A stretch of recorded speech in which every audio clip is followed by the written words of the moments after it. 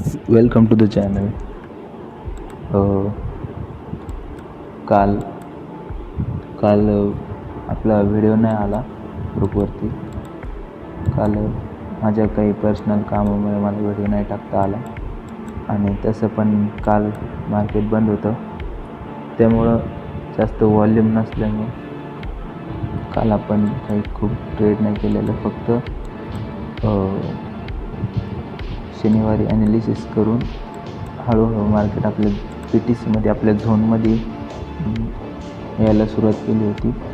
आणि काल दुपारी 1-1:30-2च्या आसपास आपण हा ट्रेड घेतलेला होता BTCवरती. तर हा ट्रेड असा घेतला होता की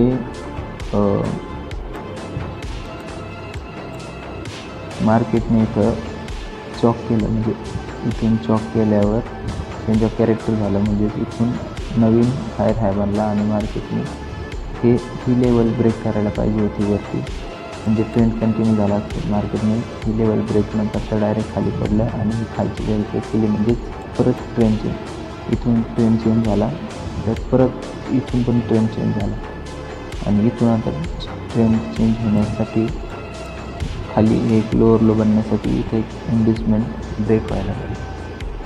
तर इंड्यूसमेंट इथे ब्रेक झाली नाही, ती डायरेक्ट इथं झाली ही इंड्यूसमेंट.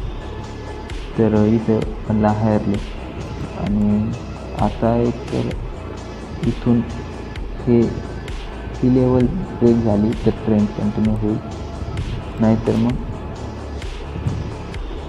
ही लेवल ब्रेक व्हायला पाहिजे होती, तेव्हा ट्रेंड चेंज होईल. तर मग आपल्याला हे तर कन्फर्म झालं होतं की इथून ट्रेंड डाऊनला चाललेलं आहे, आता कंटिन्यू झालेलं आहे. तर मग आपण याचा रिसेंट म्हणजे टॉपचा, म्हणजे जेवढे पण भेटतील आपल्याला तेवढे ऑर्डर ब्लॉक आपण शोधले. आपल्याला हा एक ऑर्डर ब्लॉक भेटला आणि हा एक ऑर्डर ब्लॉक भेटला.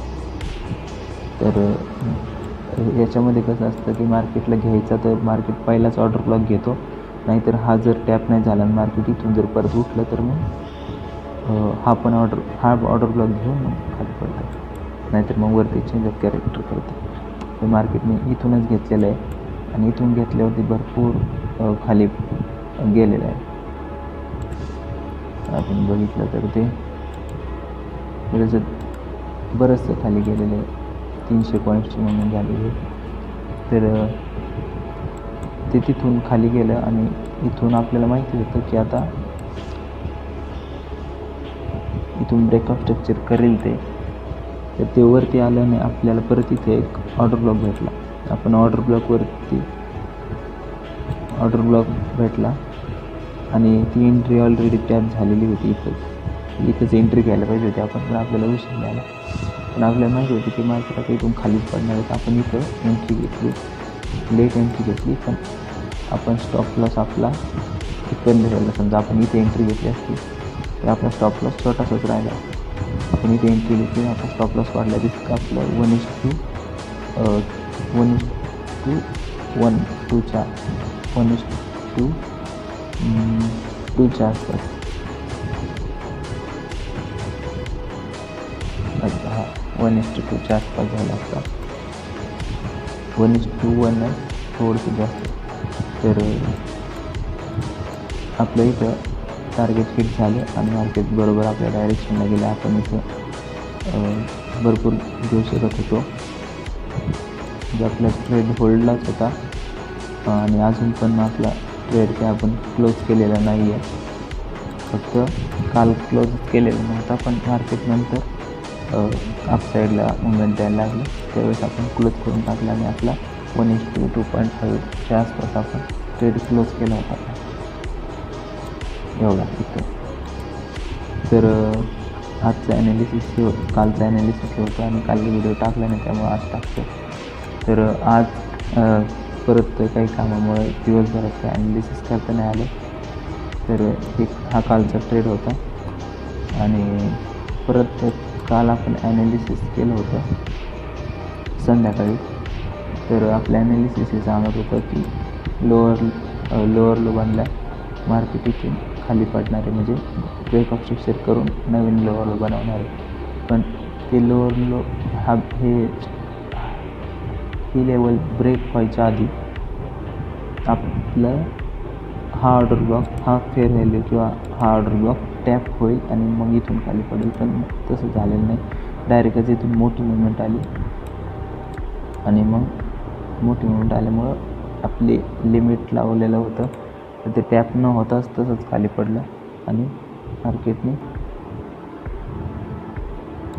आपली एंट्री त्याच्यामध्ये झालेली दिसा. आता इथं आपल्याला परत एंट्री एक होती की इथे मोठी सेलिंग आली तर ही लास्ट बाईंग कॅन्डल जी आहे, लास्ट बाईंग कॅन्डल म्हणजेच आपली ऑर्डर ब्लॉक येईल ऑर्डर फ्लोचा. तर आणि इथं फेअर व्हॅल्यू पण आहे त्याच्यामुळे हा व्हॅलिड ऑर्डर ब्लॉक बसतो आणि आपण इथं एंट्री घेतली तर आपला खाली प्रॉफिट होऊ शकतो. आपण असं पण प्लॅन करू शकतो. आणि आपण ह्या दोनच एंट्री प्लॅन केल्या होत्या आणि जास्त काय नाही, कारण की 2 दिवस मात्र एकदम शांत राहते, छोटे छोटे कॅन्डल छोटे छोटे म्हणून बनत राहते. तर आपण त्यामध्ये पण घ्यायचा प्रयत्न केला. इथेरियममध्ये आपल्याला मोठा घ्यायचा होता 1:4, पण ते टॅपच नाही झालं. पण आपली डायरेक्शनमध्ये मार्केट गेलेलं आहे. BTCमध्ये बघितलं तर BTCमध्ये आपण शनिवारी ट्रेड नव्हता घेतला, इथेरियममध्ये शनिवारी ट्रेड घेतला, त्याच्यामध्ये आपल्याला प्रॉफिट झाला आणि इथं पण आपल्याला प्रॉफिट झालेला आहे. आणि मार्केट आपल्या डायरेक्शनला गेलेलं म्हणजे आपल्या ॲनालिसिस वर्क करते. सांगायचं म्हणजे तर आपल्याला स्ट्रक्चर मॅपिंग जमली पाहिजे. स्ट्रक्चर मॅपिंग म्हणजेच आपल्याला मार्केटचं डायरेक्शन समजलं की आत्ताच्या मोमेंटला मार्केटची काय डायरेक्शन आहे, काय मोमेंट चालली. आता जसं की इथून अप ट्रेंड आहे तर हायर हाय, मग तो हायर हाय ब्रेक झाला का हायर हाय अजून. आता समजा इथून परत हा ब्रेक झाला तर तो वरती अजून हायर हाय बनत अप ट्रेंड कंटिन्यू झाला असं मार्केटने काय केलं की हा हायर लो होता जुना ओल्ड हायर लो, तर मार्केटने इथं ब्रेक न करता डायरेक्ट इथं ब्रेक केलं. म्हणजेच आता मार्केट स्ट्रक्चर चेंज झालेले आहे आता खाली. पण आता इथं खाली पण हे न करता मार्केट इथं वरती सुरू केलं, परत ट्रेंड चेंज झाला. आता इथून परत वरती कंटिन्यू करायला पाहिजे, पण परत मॅनिप्युलेशन करून परत खाली ब्रेक केला म्हणजे परत ट्रेंड रिवर्स केला. आणि आता मार्केटने इथून परत वरती समजा वरती हे पॉईंट ब्रेक केले ते परत ट्रेंड चेंज झाला. पण तसं काही झालं नाही. तसं न करता मार्केटने आता इथं ब्रेक ऑफ स्ट्रक्चर केलेलं आहे आणि मार्केट खाली लोअर लो बनवत चाललं, ट्रेंड कंटिन्यू करत चालले. आता समजा आपल्याला एंट्री घ्यायची ठरली तर आपली इथे एक एंट्री होती, इथे एक एंट्री घेऊ शकत होतो आपण, पण आपण त्यांनी पण ब्रेक केलं आहे. आता आपल्याला एक वरचा जो टॅप नाही केलेला तो आपल्याकडे ऑर्डर ब्लॉक आहे. आता उद्या बघू आपण तो टॅप होतो आहे का, आपल्याला दुसरी एंट्री शोधायला. तर आज आपण काय ॲनालिसिस नाही केलेलं, त्याच्यामुळे आपल्याला एवढीच हे करते. तर व्हिडिओ काल टाकल्याने चॅलेंज होता की एक पण दिवस स्किप नाही करायचं, पण काही कामं नाही तर ते स्किप झाला. तर ठीक आहे, इथून पुढे आपण लक्ष देऊ आणि एक पण दिवस स्किप नाही होणार याचं हे करू. तर ठीक आहे मित्रांनो, आत्तासाठी एवढं छोटंसं ॲनालिसिस छोटासा ट्रेड होता आपण घेतलेला आहे, प्रॉफिट बुक केलेला आहे. आणि आपल्याला उद्याच्या ऑपॉर्च्युनिटीसाठी इथून आपल्याला ट्रेड भेटतोय का आपल्याला ते बघायचं. खूप मोठा ट्रेड आहे उद्याचा, बघूया काय 1:13 1:10 प्लस एवढा भेटणार आहे. तर बघू उद्या काय होतं किंवा गोल्डमध्ये बघू काय होतं. ठीक आहे, हो आजचा दिवस इथे संपलो. थँक्यू.